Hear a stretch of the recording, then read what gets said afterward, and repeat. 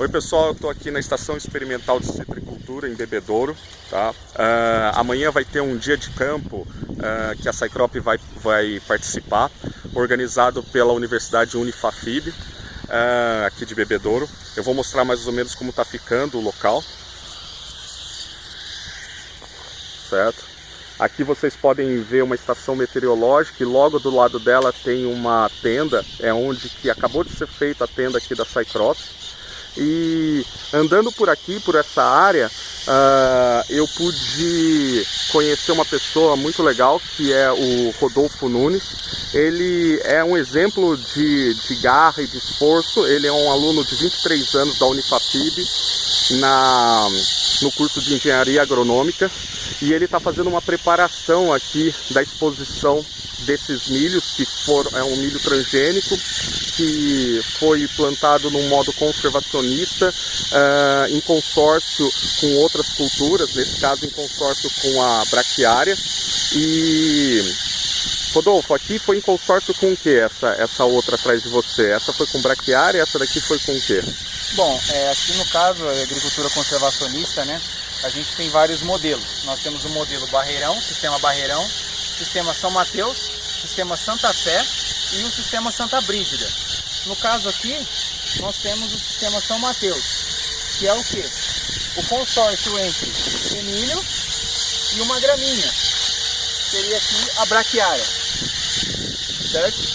E aqui desse outro lado, nós temos o sistema Santa Brígida, que é o consórcio entre o milho e uma leguminosa. No caso aqui é a Crotalária ruziziensis. E qual que é o objetivo desse consórcio? É o que? Como a leguminosa fixa nitrogênio, ela, por meio do processo de FBN, ela fixa o nitrogênio do ar através das bactérias, em associação com as bactérias do gênero Rhizóbio, e esse nitrogênio pode ser aproveitado pela cultura do milho para a produção. Isto que? Nitrogênio, no caso do milho, como é uma planta de um porte considerável, é uma cultura bem exigente de nitrogênio. Então esse é um dos fundamentos, né, que nós estamos testando aqui, para ver o quanto de nitrogênio o milho pode se beneficiar da fixação da crotalária. E no caso aqui da braquiária, no sistema Santa Fé, no caso, esse sistema visa o quê?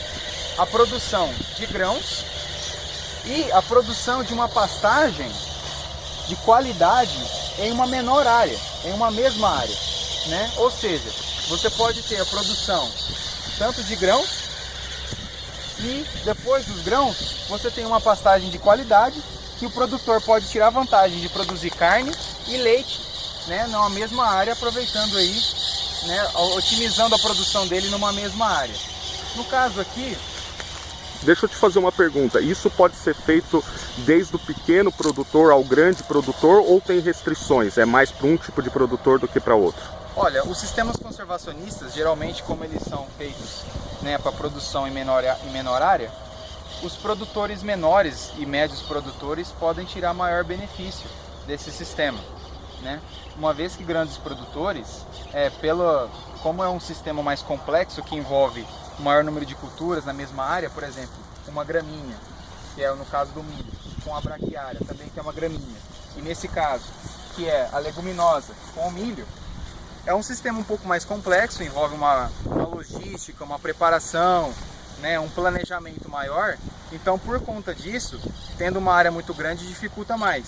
Então, por esses fatores, os pequenos e médios produtores são que geralmente adotam esses sistemas de conservação. Entendi. E qual é a importância do clima, mesmo com esse tipo de consórcio? Qual a importância de você fazer um monitoramento climático? Você estava me falando um pouco das suas aulas de meteorologia, como que foi isso para você e como isso influi numa plantação como essa? Bom, a meteorologia ela é fundamental para a agricultura, né? Visto que uma cultura você tem que obedecer, né, às exigências dela, de temperatura, de pluviosidade, de umidade relativa e radiação solar. Para obedecer também, você tem que levar em consideração principalmente o fotoperíodo da planta, né, onde você exige uma quantidade de luz solar mínima para a planta fazer fotossíntese e produzir.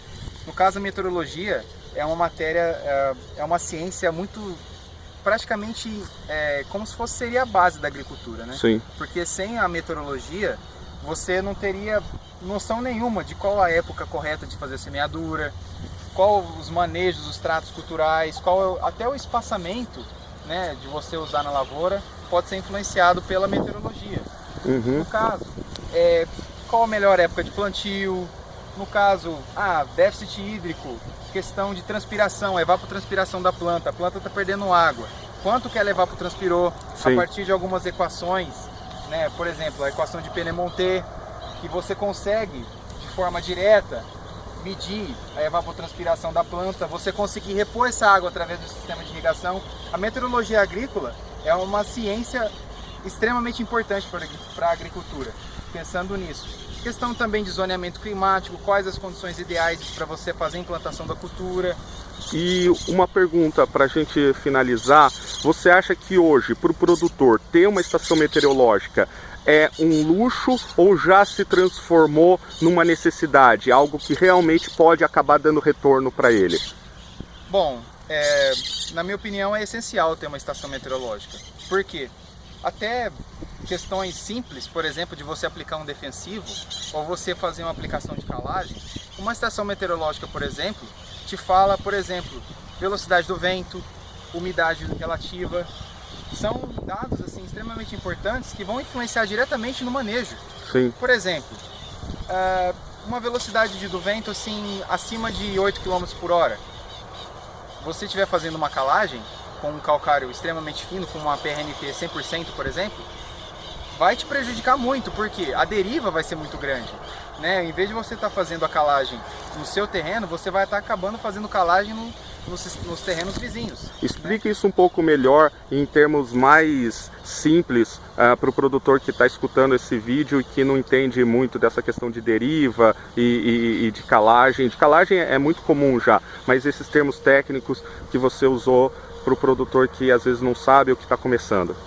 Sim, um calcário muito fino, com uma granulação muito fina, ele tem uma tendência de se espalhar muito facilmente com o vento. Essa seria a derivação. Isso. Então esse espalhamento, isso te prejudica, porque você não vai conseguir com que o calcário atinja o solo e ele faça o papel dele, né? Que é aumentar os níveis de cálcio e magnésio no solo. Entendi. E se você tiver uma velocidade de vento muito alta, esse espalhamento do calcário é muito alto. Sim. Né? E você não vai conseguir atingir o solo. Outro exemplo também simples, uma aplicação de inseticida ou de fungicida, por exemplo. Se você utiliza gotas muito finas, né, um vento com uma velocidade de 7, 8 km por hora ou acima de 9, 10 km por hora, vai te prejudicar também muito a sua aplicação, porque as gotas elas vão se dispersar e não vão atingir o local que elas devem atingir. No caso seria as folhas da cultura. Sim. Ou até mesmo aqui na parte baixeira, se tratando de inseticidas sistêmicos, né? Então, são alguns cuidados, alguns detalhes que podem prejudicar muito o produtor, né, no seu dia a dia. E uma estação meteorológica na propriedade é fundamental. Legal.